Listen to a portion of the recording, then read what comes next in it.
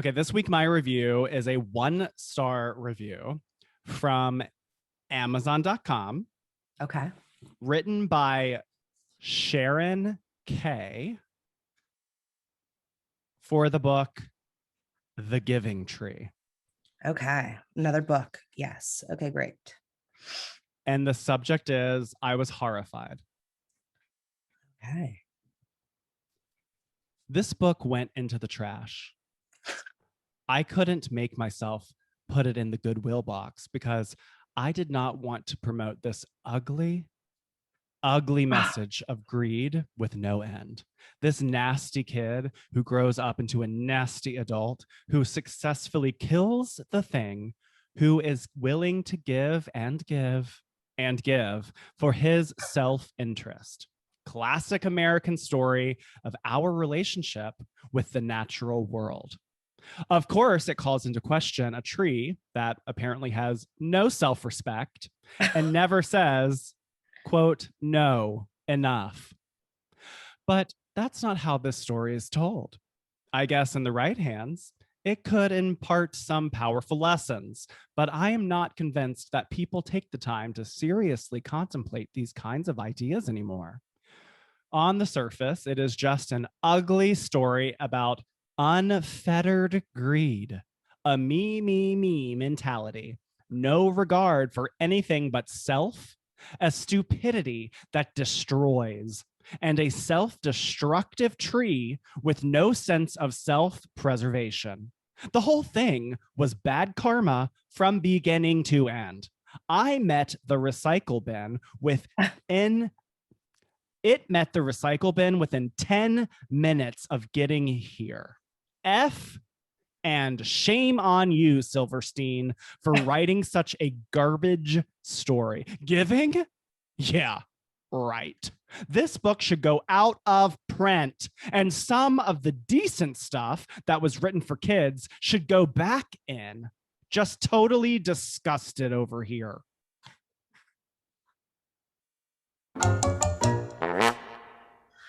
Wow. Oh my God. That was a lot of energy coming off of that review. Didn't you feel that? Sharon K. Oh my God. Sharon K came in hot. Sharon K came in very hot, came in very I don't know, hurt. Like I don't know. I just feel like there's so much going on. And I remember being a kid, like I can remember the cover of this book. Like it's the green book, right? With the tree and the apple or whatever. But it's been such a long time that I can't even remember the story. Do you remember the story at all? Oh, yes. Oh, you do? I loved The Giving Tree. It is a Shel Silverstein book. Yes.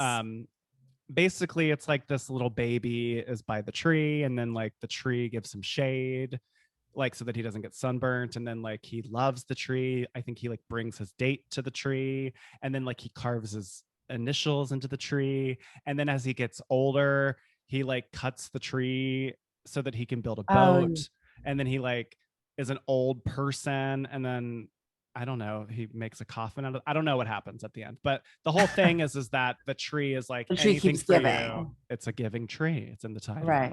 Right. But Sharon says F and shame on you. I know. So I wrote that down. So F and shame. Did she write just the letter F? Yeah. Okay. Yeah. Good. All right. But I mean, still bad, but like, at least she didn't go for the full profanity. Do you think that Sharon is not from America? Oh, I didn't necessarily get that vibe, but what made you think that? Classic American story of our relationship with the natural world. So yeah, it sounds like it's self-deprecating American. Yeah. I think that like, I wonder if Sharon K is in grad school and she was doing research for like her thesis. And she was like, let me come up with a really controversial opinion about something. Like what's something that everybody liked when they were a kid? The Giving Tree. Let's take Cheryl to school. You know what I mean? And then, because it felt like she was very kind of like soapboxy about her interpretation. And do we think it's that deep? Um, Do we I think it's that deep? I feel like everyone knows that like the book is like it that it's like a terrible story. I mean, Yeah. not that, but everyone gets that like they're saying like why is this the point of the book? Like shouldn't the lesson be no they're enough, like have self-respect? First of all, it's a tree, so it doesn't, is it a self? I don't know, but like I think that's the point of the book, is if you Right. give too much it's like And you lose. but like Yeah. hello, if we're going to call out the giving tree, then we need to call out literally every Grimm's fairy tale, which then Yeah. became every Disney story. They're all Exactly. horrible. Oh, you have to change who you are to be loved. Oh, great. Cut your leg, like cut your fin off and become, sell your voice. Yeah, like Yeah. change yourself for this hunk of a hot man who has a nice dog. Like it's not just Shel Silverstein that's guilty of this. Yeah. I mean, I think I hate this stuff too because we are evolving as people, and I'm sure we can look at so many things, so many books we read as children that, maybe had messages that we didn't see at the time. But I don't know. I feel like we're sort of taking it like too far. And also, how long did she say she had the book before it went in the trash? What she then like mentioned was recycling later. I First thank she you. said trash. I was literally going to say that. It says trash in the first sentence, and Yeah, then it says it met the recycling. recycle bin within 10 minutes. And like it just doesn't feel like she took a lot of time with the book. And had she does it sound like she'd read the book before and was like rebuying it for a kid, or she was just an adult that was assuming that Cheryl, Silverstein had written this book in whenever this review was written? Like, does she not know that this is an old story? I don't know. I think Shel Silverstein's dead. Yeah. I mean, like, does she not? I I don't don't. know. I just felt like there was a lot. Like the fact that she said that that the tree has no self-respect. Like I know you already said that, but like um I don't know. Like is that the point? Like I okay, like I said before with the paper receipts.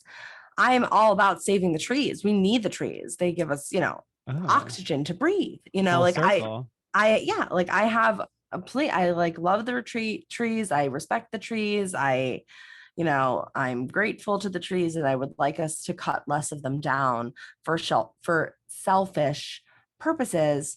However, I don't know. Like, is the point of the book that the tree has no self respect? And also, what about the fact that she said in the right hands, Hmm. the story, could impart some serious lesson? Like, does she want to take a go at it, Sharon? Ooh, I want to read Sharon's version. Sharon, do you want to write a book that says the self-respecting tree? I mean, I don't know, like I don't know what we would call it. I think The it would withholding probably tree. The the limit. withholding tree. The boundary boss The tree. bound yes, thank you, Terry Cole. The boundary tree. Like, I don't know what we would call it, but I'm open to the pitch if she's willing to give it. I just think that Sharon should use, instead of writing this scathing review, which again, she's completely entitled to her opinion, of course, maybe Sharon should present an offering. You know, it is interesting to me because this sort of turns into like literary criticism. Yeah. Because I do think that there is perhaps this book is an inciting incident for a teaching moment within the Right. family or to whoever is reading it. It could prompt a conversation. I imagine that was what was occurring in my childhood. I remember I loved the book. I Yeah. thought the book was so sad, and the reason it was Yeah. so sad was because the tree was giving too much of itself. So I think the Right. idea got into my head. Like I think I got Yeah. the The point. lesson is inherent. And if it's not, then you have a conversation about it. So it is Right. really I mean, interesting to and me that every story needs a cookie villain, and sometimes we're all play the cookie villain. And in this case, the kid might have played the cookie villain a little bit.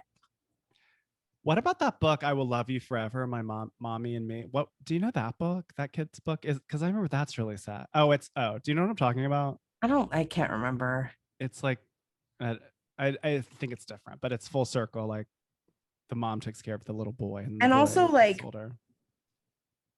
yeah, I don't remember that story. Sorry. But I wanted to touch on the bad karma comment. Yeah.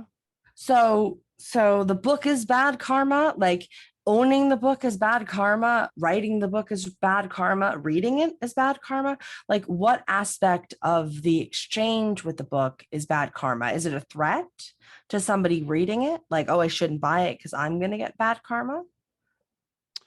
That's a good question, because Is Cheryl going to get bad karma in her next life because she wrote this book? Like, oh, it's Shel. I mean, sorry, Shel. I keep doing that. I'm combining Sharon and Shel. Oh my Is God. I know I should never. Is Shel Silverstein, gonna reap the, karma of this? The whole thing was bad karma from beginning to end. And what does that mean? Because what's the bad karma? Yeah. What is the bad I'm curious. Like, what do we mean by that? Because the boy doesn't get punished. Like, the boy has no consequence. So there is no bad karma there. And the tree is willingly giving. Right. So where is the bad And karma? also, we take, right? Like, I think what you were kind of saying before, like, there's an opportunity for a lesson here. We can pretend like we're so high and mighty and we don't take from the trees. But the reality is we do. We take from the trees every day. Every time you go to CVS, you take from the trees, right? Every time you go to the bathroom, if you don't have a bidet, you better thank those trees. Like, every day I'm sitting at a desk that's made out of wood. A tree died for this desk. I mean, I would argue that this book is offering that lesson. Be cognizant of how much you're taking and not giving in return. How much of a taker are you? I think this whole conversation is leading down the road of educators need to be paid more, because the whole point is, in kindergarten, you sit in your little story well, the teacher reads you this book, and then there's a conversation following about, how are you like the boy? How are you like the tree? How can you be in the middle? Oh my gosh. Right. Sharon's got us all worked up. I mean, the other thing I'll say, you do tend to bring in the books, which I appreciate. It's not like my first go-to when I'm searching for reviews for us, and that's why we make such a great pair. But one of the things that I guess I come up against whenever we do one of these reviews from books is, I think of books as being like very subjective, in the same way that art is subjective, right? Like, I don't think I can read a book and say every person that reads a book is going to have this experience, in the same way that I can't look at art that I really love and say everybody is going to love this piece of art. So I find it hard to say, like, would reading this review by Sharon keep me from buying this book? Because once again, she's talking about it as if this is the only interpretation, this is the only way to read the book, this is the only experience with it, where I feel like she shouldn't really be speaking for everybody, because you had a completely different experience with this book. We got to leave a little bit of room, right? Yeah, it is interesting. It is interesting because Sharon never says don't buy the book. Sharon's just reporting on how they were horrified and that it's disgusting, that they're totally disgusted over here. Okay. All right. She never does say that, like, don't buy it. She just says, like, I threw it in the trash. Yeah. Okay. All right. Fair enough, I guess. Well, they say this book should go out of print. Yeah, I mean, I couldn't remember the exact language, but I did get the impression, similar to like when Shanice, who we love, by the way, Shanice, if you've been tuning in, please, let's go out for drinks. But Shanice had like a very strong opinion about 50 Shades, right? Mm-hmm.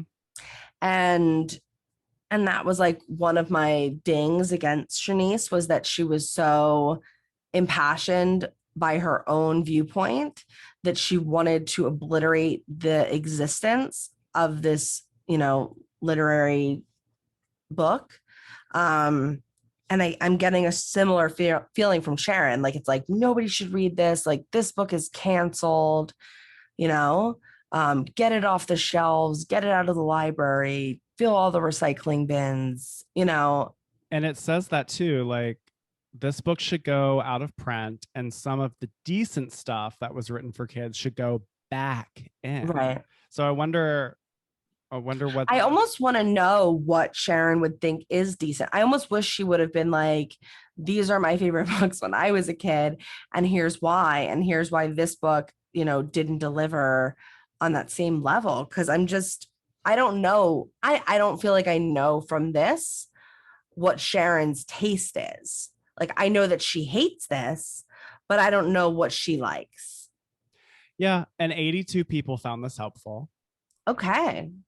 I mean, that's why I'm wondering, like, I don't remember the book well enough to be like, is this a super controversial issue and the Giving Tree should be canceled? Like, so if you were buying a book for your nephew, Trey, would you read this review? Would it have an impact on you? I mean, probably not. Like, I think I would probably just buy it. If I saw it, I probably would buy this in person, see it on the shelf, recognize the cover and be like, oh, I'm having a nostalgic moment with this book, so I want to read it to my nephew, if I'm being honest. So I think like my point is, I think somebody going to buy The Giving Tree today because it's such a popular book, or whatever you want to say, like, because it's like, been around forever and Shel Silverstein is famous and all this, I think they know they want it. I don't know that there are that many people that are on the fence. What do you think? Yeah. I mean, my sister and I were just having a conversation about Alexander and the Terrible, Horrible, No Good, Very Bad Day. And she was like, he's just a brat. So it's like, I think it's like, we're just stimulating children's minds. Yeah. My personal opinion. We could pick things apart forever, but I used to read the Alexander's No Good, Very Bad Day when I was a kid. And I never I don't know. It's a character. It's like Amelia Bedelia. Like, are we going to be like, Amelia Bedelia, she is perpetuating a story that like women can't do things. Like, I don't know. I just loved Amelia Bedelia when I was a kid. I don't feel like it's that deep. Well, I do think that like this is sort of echoed in like these like premium television shows now. Like we used to be like the Leave It to the Beavers era where everyone was perfect and like they would make one mistake and that was the moral of the story. And now we have like really effed up characters that Breaking Bad are doing very horrible things and they're somehow the protagonist. So I think like, we learned from Alexander that don't be an Alexander, don't be a brat. You read this book and perhaps you see like, oh wow, this person's really greedy to the death of something else. So that's a learning experience. Or maybe I should have gratitude when I am like, using something that came off of a tree and acknowledge the sacrifice that the tree is making. But I do think that there is an impact for me reading this, even though I do have an attachment to The Giving Tree, that I would sort of be like, well, maybe this is not the best book to purchase for my nephew. So that is interesting. I know. She definitely, Sharon, if nothing else, has made me question and think, and think about, oh, like, what is this book? And was there like some sort of major gaping negative message that's damaging that I somehow didn't notice when I read it? So I'll agree. There was a bit of an impact. Anyone, if this ever makes it to video for Patreon or anything, like my mouth was pretty much like open the entire time because like I said, like I really felt the energy and the anger and the just, oh God, like the oomph, so to speak, behind Sharon's words. So there was for sure an impact. All right. I think we're ready. Yeah, I think I'm ready too. Let's crown. Okay. All right. The queens are tabulating. All right, you ready? I need to make one again because I'm going to do a halfie. Oh my God. Okay, I'm ready.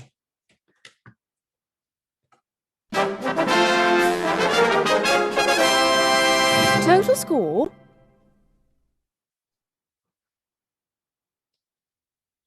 You did 2.5 and I did 1.5. Wow. Wait, why 1.5?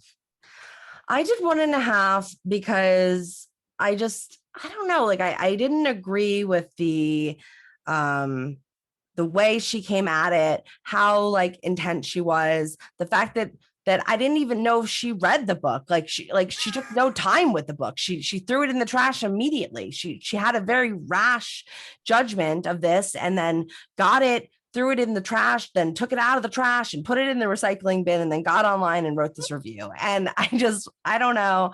I don't feel like Sharon really took enough time with the book or did, other than like just her like kind of philosophical and broad statements about lacking self-respect and that kind of thing. I don't think that I learned anything. Like I wish I could have learned, like, this is what you're reading and this is what you think you're getting and this is what it actually means. And if Sharon had taught me something because she had done the textual analysis and provided that for me, then I would have been like review queen. But because I don't feel like she did that for me, I was really tempted to give her 1. I gave her the extra half because I'm questioning and I want to take a second look and see if there are other people that have similar opinions about this book. So maybe I won't read it to my nephew Trey.